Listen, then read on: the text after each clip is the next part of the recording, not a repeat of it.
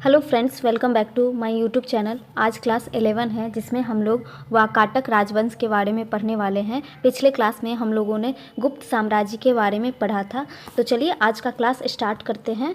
वाकाटक राजवंश 3री शताब्दी ईस्वी से 6ठी शताब्दी ईस्वी तक दक्षिणापथ में शासन करने वाले समस्त राजवंशों में वाकाटक वंश सर्वाधिक सम्मानित तथा सुसंस्कृत था।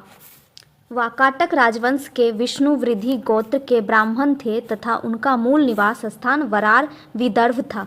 इस वंश के शासकों की राजनैतिक उपलब्धियों का वर्णन अजंता गुफालेख में किया गया है।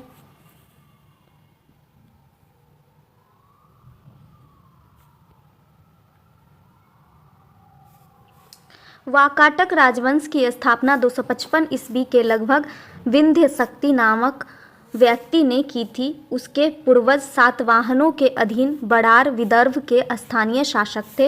वाकाटक वंश में प्रवर सेन प्रथम ही एकमात्र शासक ने सम्राट की उपाधि धारण की थी।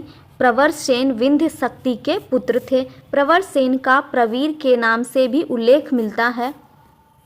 वाकाटक साम्राज्य की शाखा, प्रधान शाखा और वाशिम वरशगुतम शाखा थी। प्रधान शाखा में रुद्रसेन प्रथम आता है जिसका कार्यकाल 335 से 360 ईस्वी तक था, और वाशिम में सर्वसेन प्रवर सेन के पुत्र सर्वसेन आता है जिसका कार्यकाल 330 ईस्वी में था। पुराणों से पता चलता है कि प्रवर सेन प्रथम ने 4 अश्वमेध यज्ञ, 1 वाजपेयी यज्ञ तथा भव्य वैदिक मंत्रों का अनुष्ठान करवाया था। वाकाटक नरेश ब्राह्मण धर्मावलंबी थे।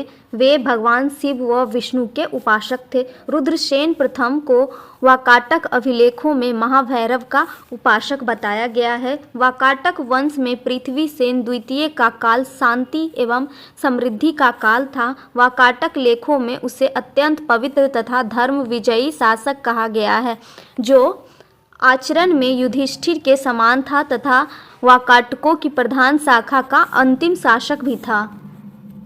गुप्त शासक चंद्रगुप्त द्वितीय ने अपनी पुत्री प्रभावती गुप्त का विवाह वाकाटक नरेश रुद्रसेन द्वितीय से किया था। तो चंद्रगुप्त द्वितीय ने अपनी पुत्री प्रभावती गुप्त का विवाह वाकाटक नरेश रुद्रसेन द्वितीय से करवाया था। वाकाटक राज्य गुप्त व शक राज्य के बीच में स्थित था, तो चंद्रगुप्त द्वितीय ने राज्य पर विजय प्राप्त करने के लिए इस संबंध को स्थापित किए। रुद्रसेन द्वितीय की मृत्यु के बाद उसके दोनों पुत्रों दिवाकर सेन तथा दामोदर सेन का संरक्षण और शासन दोनों प्रभावती गुप्त ने संभाला। यह काल वाकाटक गुप्त संबंध का स्वर्ण काल था। सेतुबंध नामक प्राकृत काव्य ग्रंथ की रचना प्रवर सेन द्वितीय ने की थी। बालाघाट अभिलेख में प्रवर सेन द्वितीय को परम भागवत कहा गया है। हरिसेन वाकाटक वंश का अंतिम शासक था। तो वाकाटक वंश का अंतिम शासक कौन था? हरिसेन था, तथा वाशिम शाखा का सर्वाधिक शक्तिशाली शासक था।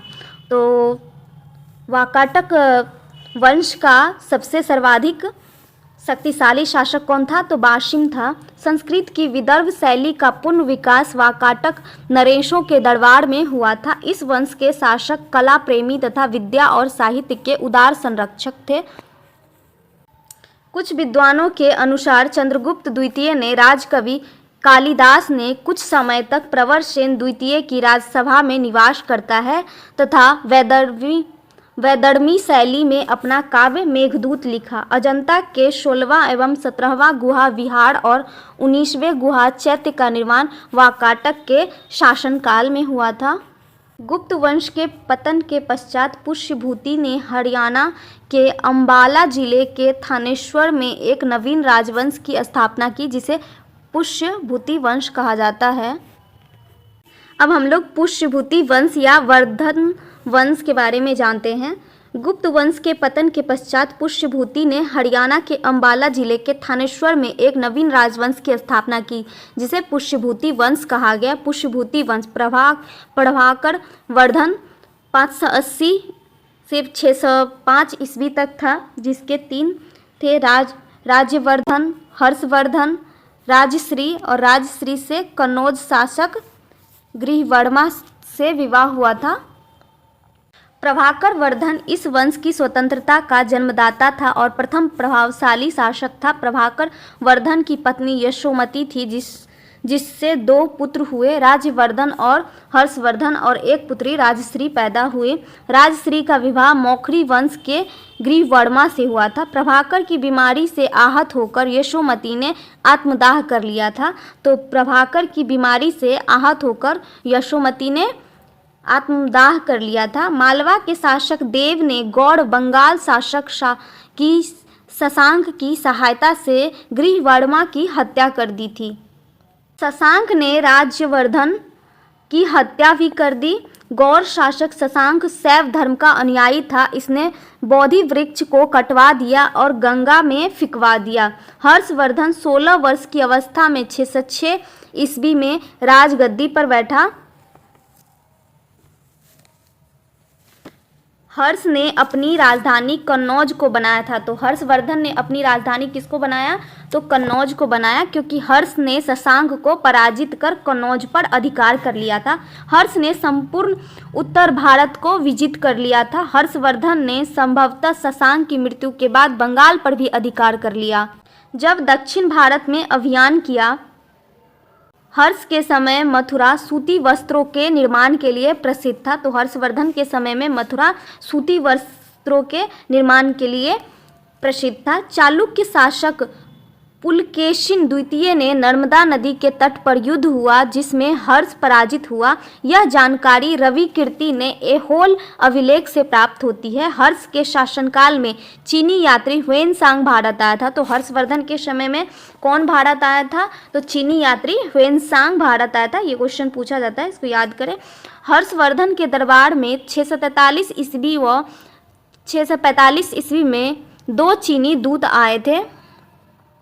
ह्वेनसांग भारत स्थल मार्ग से आया, वह स्थल मार्ग से ही वापस चला गया। चीनी यात्री ह्वेनसांग बौद्ध धर्म की शिक्षाओं प्राप्त करने भारत आया था। हर्ष के पूर्वज भगवान शिव और सूर्य के उपासक थे, परंतु चीनी यात्री ह्वेनसांग से मिलने के बाद हर्ष ने बौद्ध धर्म की महायान शाखा को राज्याश्रय प्रदान किया तथा स्वर्णपूर्ण बौद्ध बन गया। ह्वेनसांग ने नालंदा विश्वविद्यालय में अध्ययन व अध्यापन किया तथा दक्षिण भारत की यात्रा की।